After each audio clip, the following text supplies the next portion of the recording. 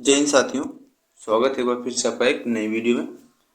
और आज है रीट पात्रता के लिए मॉडल पेपर 2 दूसरा मॉडल पेपर है। इससे पहले वाली वीडियो में जो मॉडल पेपर 1 हुआ है उसमें कुछ प्रश्नों को देखे थे जो कि मोस्ट इंपॉर्टेंट प्रश्न है, तो उसको भी एक बार आप लोग जरूर देख लें। ज़्यादा लंबी वीडियो नहीं रहती है, आप उसे 2 की स्पीड में भी करके जल्दी से जल्दी ख़त्म कर सकते हैं, ठीक। क्योंकि अब समय बिल्कुल भी नहीं है। अब जो भी पढ़ें उसको बस रिवीजन करिए, ठीक। बस रिवीजन करिए, नई चीज़ों को फॉलो मत करिए। तो चलिए देखते हैं आज के पहले प्रश्न से।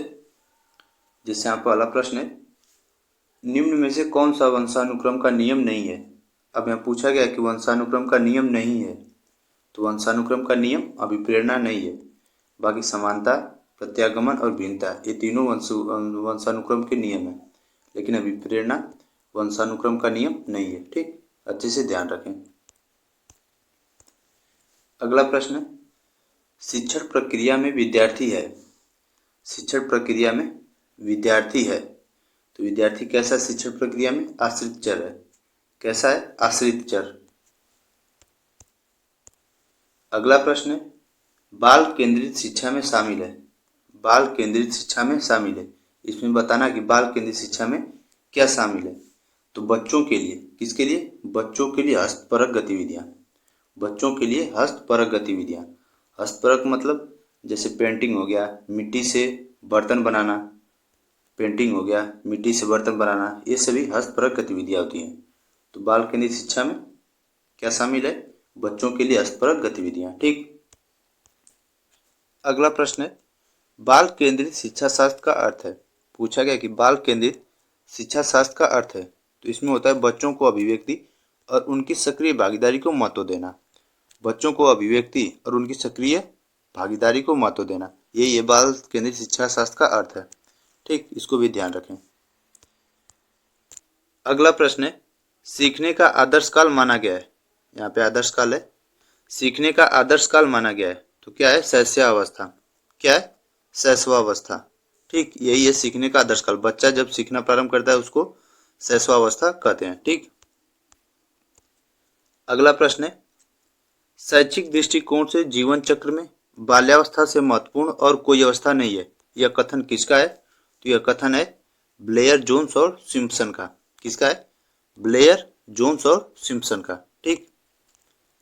अगला प्रश्न है, संवेग शब्द का शाब्दिक अर्थ है। संवेग शब्द का शाब्दिक अर्थ क्या है?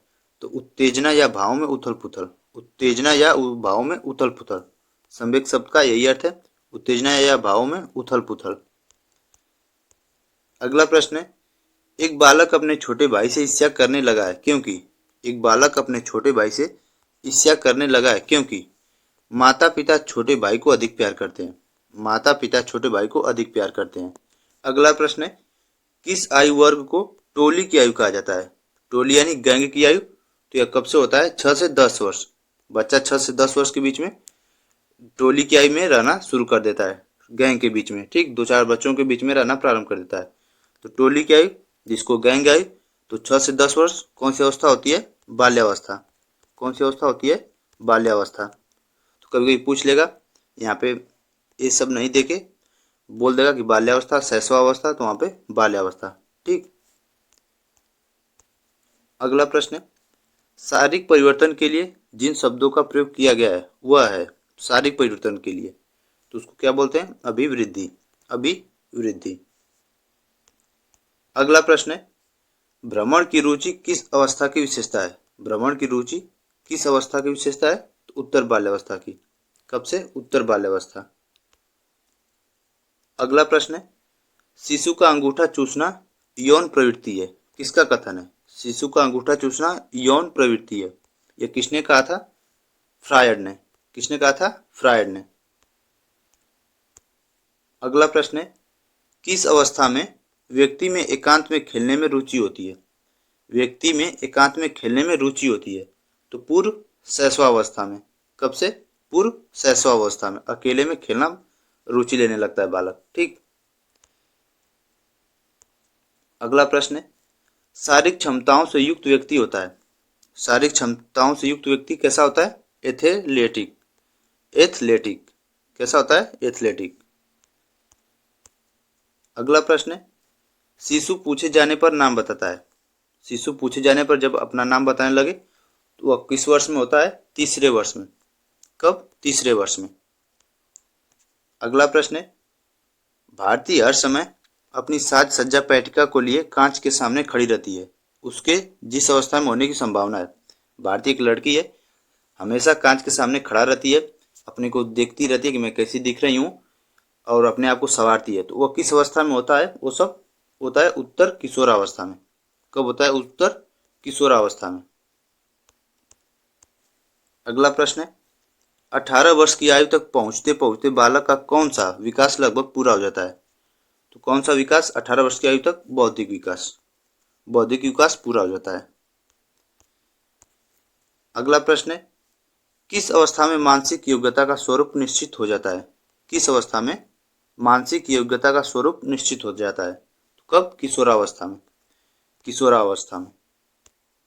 अगला प्रश्न है, घनिष्ठ और व्यक्तिगत मित्रता किस अवस्था की विशेषता है? घनिष्ठ और व्यक्तिगत मित्रता किस अवस्था, यानी बालक किस अवस्था में ज्यादा मित्र, गहरे मित्र बनाता है? तो उत्तर किशोरावस्था में। उत्तर किशोरावस्था में, जो कि 15 से 19 वर्ष। 15 से 19 वर्ष। अगला प्रश्न है, किशोर के विरोधी व्यवहार का कारण है। किशोर के विरोधी व्यवहार का क्या कारण है? तो संवेगों में परिवर्तनशीलता। क्या है? संवेगों में परिवर्तनशीलता। अगला प्रश्न है, विद्यालय को लघु समाज की संज्ञा किसने दी? विद्यालय को लघु समाज किसने कहा था? जॉन डीवी ने। जॉन डीवी ने विद्यालय को लघु समाज कहा था। अगला प्रश्न है, किशोरावस्था के लिए आकस्मिक विकास का सिद्धांत किसने दिया? किशोरावस्था के लिए आकस्मिक विकास का सिद्धांत किसने दिया था? स्टैनली हॉल ने। किसने? स्टैनली हॉल ने आकस्मिक विकास का सिद्धांत। अगला प्रश्न है, विकास परिवर्तन श्रृंखला की वह अवस्था है जिसमें बच्चा भ्रूणावस्था से प्रौढ़ावस्था तक गुजरता है। यह कथन किसका है? तो किसने कहा था? मुनरो ने। किसने कहा था? मुनरो ने। और यह कथन देखिए यहाँ पे, भ्रूणावस्था से प्रौढ़ावस्था, तो मुनरो का है। और जब पूछे कि भ्रूणावस्था से वृद्धावस्था, यह कथन किसका है? भ्रूणावस्था से वृद्धावस्था, तो क्रो एंड क्रो का। क्रो एंड क्रो का है। भ्रूणा से वृद्धावस्था और भ्रूणा से प्रौढ़ावस्था मुनरो का है। किसका? मुनरो का। अगला प्रश्न है, चरित्र आदतों का पुंज होता है। कथन है, यह कैसा कथन है? चरित्र आदतों का पुंज होता है, तो यह सत्य कथन है। कैसा है? सत्य कथन है। अगला प्रश्न है, जब हम किसी भी व्यक्ति के विकास के विषय में चर्चा करते हैं तो हमारा आशय तो उसकी क्षमताओं, उसकी कार्य क्षमता से होता है, उसकी परिपक्वता से होता है, उसकी शक्ति ग्रहण करने से होता है, यानी उपयुक्त सभी। इसमें तीनों ऑप्शन सही हैं, तो इसका है उपयुक्त सभी। व्यक्ति के विकास के विषय में चर्चा करते हैं तो हमारा आशय उपयुक्त सभी, तीनों देखते हैं। ठीक। अगला प्रश्न है, विकास के संबंध में मैकडूगल ने क्या कहा था? मूल प्रवृत्त्यात्मक व्यवहार का विश्लेषण किया। क्या किया? मूल प्रवृत्त्यात्मक व्यवहार का विश्लेषण किया मैकडूगल ने। अगला प्रश्न है, शैशवावस्था के लिए असत्य कथन है। बताना है कि शैशवावस्था के लिए असत्य कथन क्या है। तो इसमें वह सत्य असत्य में अंतर करने की क्षमता पूर्णतया विकसित कर लेता है। वह सत्य और असत्य में अंतर करने की क्षमता पूर्णतया विकसित कर लेता है। यह शैशव अवस्था में नहीं होता है। इसमें होता है बालक प्रथम 6 वर्षों में आगामी 12 वर्षों से दुगना सीख लेता है। ये सही बात है। और दूसरा है कि प्रथम 3 वर्षों तक शिशु की लगभग सभी मानसिक शक्तियां कार्य करने लगती हैं। और पहला है प्रथम 3 वर्षों में शिशु का शारीरिक विकास अति तीव्र गति से होता है। किसमें? शैशवावस्था में। ये तीनों सही हैं, लेकिन ये नहीं होता है। अगला प्रश्न है, पियाजे के संज्ञानात्मक विकास के अनुसार अनुदेशन होना चाहिए। संज्ञानात्मक विकास के अनुसार, पियाजे के संज्ञानात्मक विकास के अनुसार अनुदेशन होना चाहिए। तो कैसा होना चाहिए? व्यक्ति परक। अगला प्रश्न है, वेलेंटाइन ने सीखने का आदर्श काल माना है, वह है, यहाँ पे आदर्श काल है। वेलेंटाइन ने सीखने का आदर्श काल माना है, वह कौन सी अवस्था है? शैशवावस्था। शैशवावस्था। अगला प्रश्न है, किस अवस्था में विकास की दिशा अनिश्चित और अस्पष्ट से विशिष्ट की ओर होती है? अस्पष्ट से विशिष्ट की ओर। तो कौन सी अवस्था होती है? शैशवावस्था। किस अवस्था में? शैशवावस्था में। अस्पष्ट से विशिष्ट की ओर होती है विकास। अगला प्रश्न है, किशोर में विद्रोह का उपयुक्त कारण है? किशोर में विद्रोह का उपयुक्त कारण है तो माता पिता द्वारा उसके जीवन को नैतिक आदर्श में डालने का प्रयास। जब माता पिता उसके जीवन को नैतिक आदर्श में डालने का प्रयास करते हैं तो किशोर क्या करता है? विद्रोह करता है। विद्रोह मतलब उसको नहीं मानता है। ठीक। अगला प्रश्न है, मानव विकास जिन दो कारकों पर निर्भर करता है, मानव विकास किन दो कारकों पर निर्भर करता है? तो जैविक व सामाजिक कारकों पर। जैविक व सामाजिक। अगर जैविक व सामाजिक नहीं रहे ऑप्शन में तो रहेगा वंशानुक्रम एवं वातावरण। वंशानुक्रम एवं वातावरण।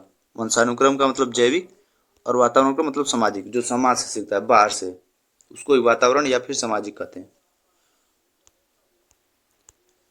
अगला प्रश्न है, किस मत के अनुयायियों का कथन है कि विकास की क्रिया का आरंभ शीर्ष होता है?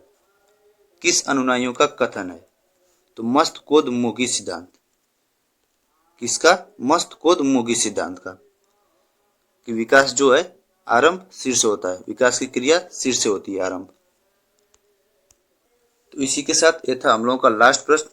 बाकी आगे के क्वेश्चन कल देखा जाएगा, कल की वीडियो में। तो आप लोग इस चैनल को जरूर सब्सक्राइब करें और वीडियो को लाइक करें। ठीक। वीडियो में आने के लिए आप लोगों का बहुत बहुत धन्यवाद।